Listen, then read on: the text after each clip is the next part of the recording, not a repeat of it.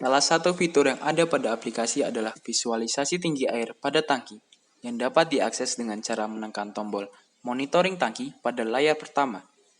Saat air berada pada kisaran 0 hingga 9%, maka tangki akan kosong.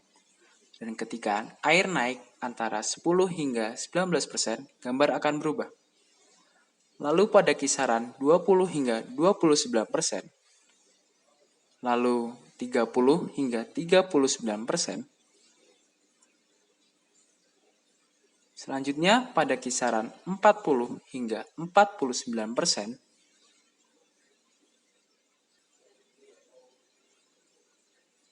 lalu pada 50 hingga 59%,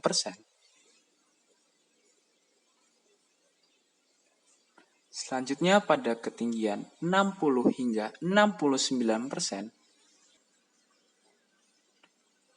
70 hingga 79%,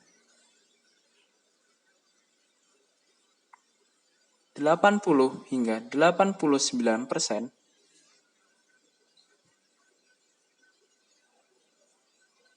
90 hingga 99%, dan yang terakhir adalah 100% ketika air pada tangki akan full seperti gambar di samping.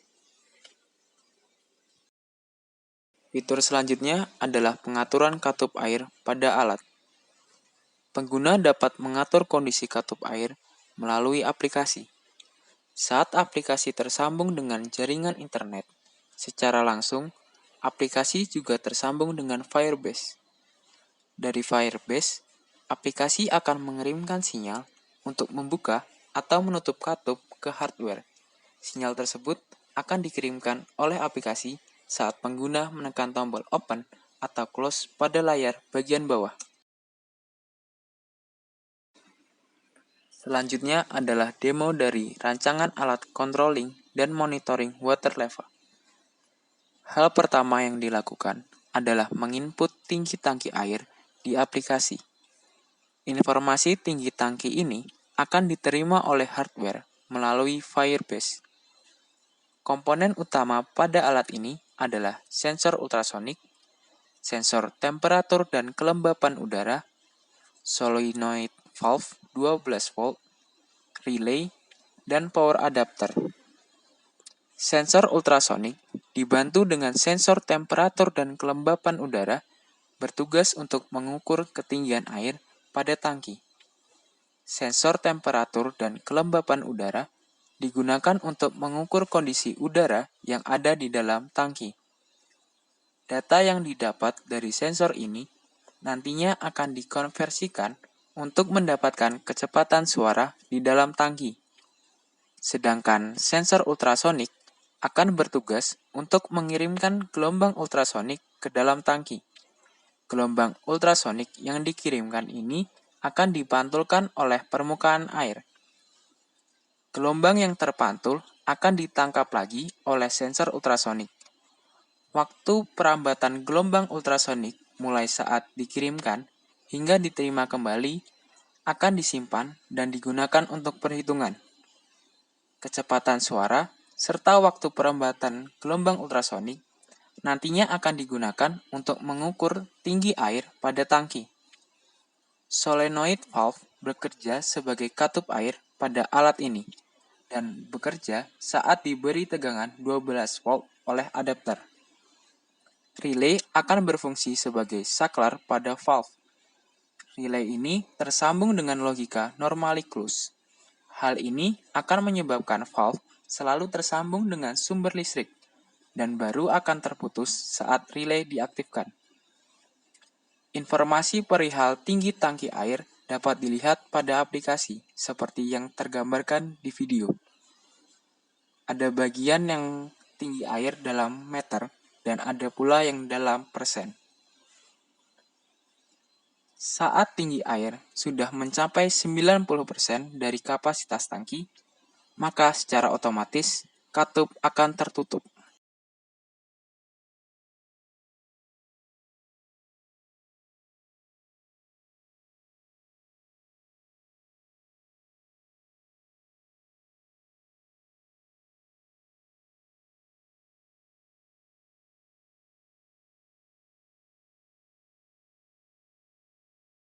Berikut adalah purwarupa sistem monitoring temperatur pada thermal oxidizer.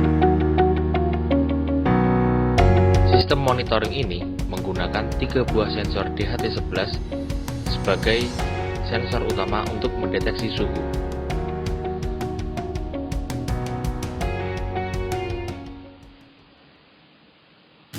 Sumber panas yang digunakan berasal dari lilin yang akan menaikkan suhu pada sistem secara teratur. Mulai dari sensor pertama, sensor kedua, hingga sensor ketiga. Setiap sensor akan dikendalikan oleh node MCU yang akan mengendalikan aktuator juga.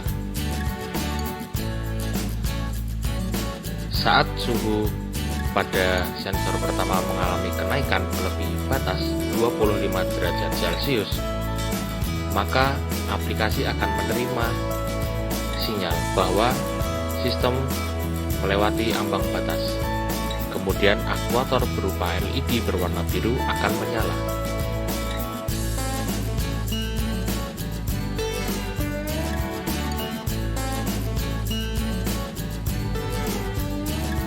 Data dari node MCU dikirimkan ke aplikasi monitoring temperatur melalui Firebase Real-Time Database dari Google Cloud Platform.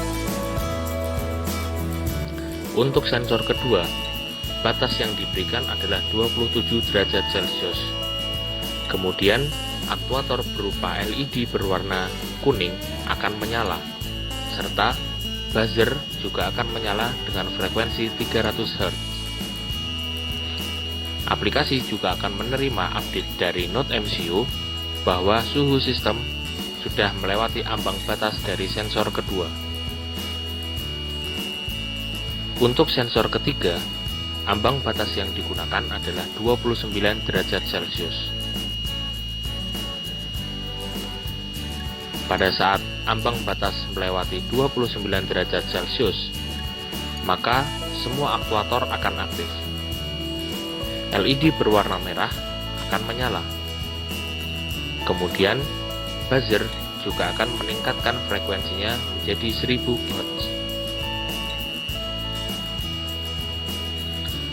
Selain itu, sprinkle juga akan diaktifkan untuk memadamkan sumber api dengan mengendalikan sebuah relay.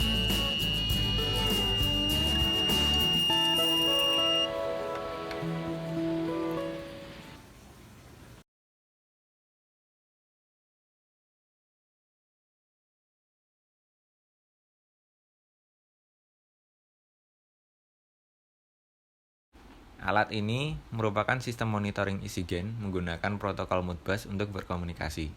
Pada komunikasi ini, isi gen menjadi slave dan node MCU menjadi master. Karena belum bisa menggunakan isi gen secara langsung, untuk percobaan ini akan menggunakan komputer untuk mensimulasikan isi gen dengan aplikasi Modbus Slave. Di sini telah memasukkan alamat-alamat register sesuai yang ada pada isi gen manual book. Diambil 16 alamat yang diberi nilai dummy. Data yang akan dibaca adalah total generator power dan voltage L1 L2 serta mencoba mengganti parameter voltage L1 L2.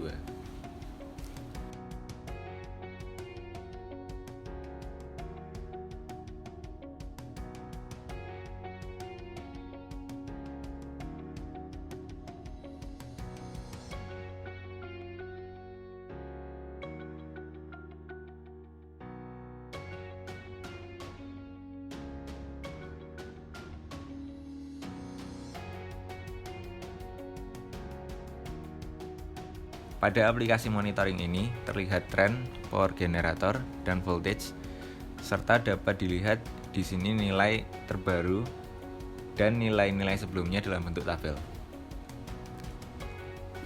Berikut merupakan rangkaian hardware. Untuk tujuan percobaan ini, port RS485 akan saya ganti dengan RS485 to USB agar dapat berkomunikasi dengan komputer. Bentuk fisiknya seperti ini. Ini adalah node MCU. Ini adalah Max 485 dan ini adalah RS485 to USB.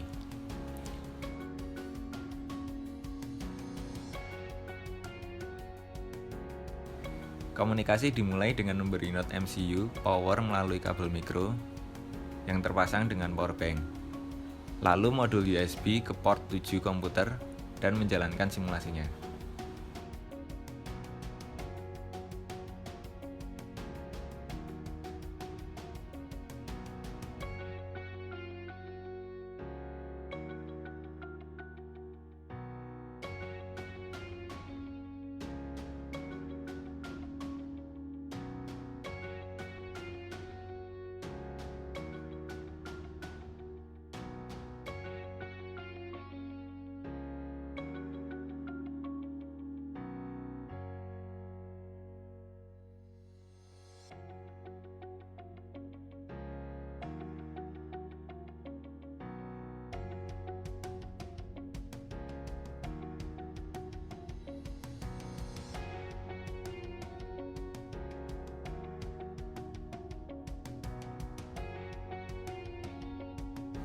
Dapat dilihat data yang ada dalam simulasi ini berhasil dibaca oleh Node MCU dan berhasil diunggah ke server serta diunduh lagi pada aplikasi monitor desktop.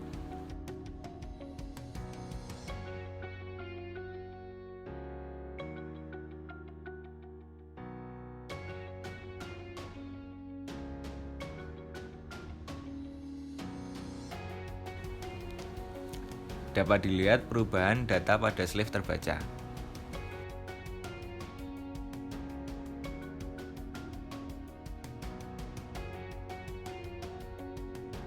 Dapat dilihat juga untuk nilai voltage berhasil diubah nilainya oleh MCU, yang berarti Node MCU ini selain dapat digunakan untuk monitor, juga dapat digunakan untuk remote control EasyGen di perkembangan selanjutnya.